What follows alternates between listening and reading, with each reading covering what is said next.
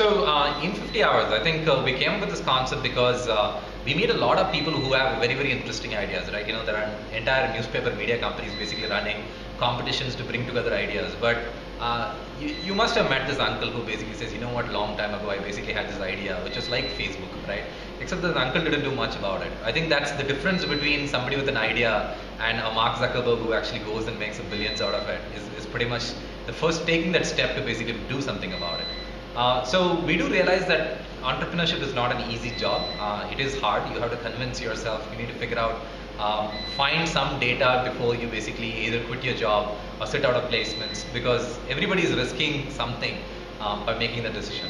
So we basically do this event called in 50 hours, where we bring together ideators, we bring together technologists, we bring together designers to come and build that first version of that prototype of the product idea that they have in mind.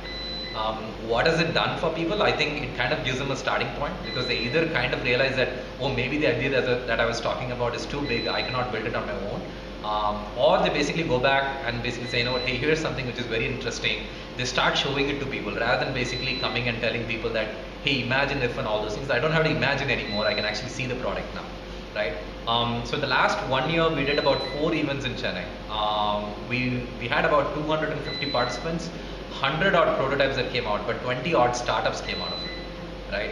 And in some of these cases, these are really student entrepreneurs, right? These are students who are in the second year of college, building companies and basically making money. I'm really, really excited for what these students will actually do after they graduate, because once you learn the basics of building a company while you're in college, that the minute you graduate, you'll probably do more, right? Because for Mark Zuckerberg, it was his 8th company, which was Facebook. Right? It was not the first company. So fundamentally, a lot of people are graduating and they want their first company to be Facebook, which doesn't happen all the time, right?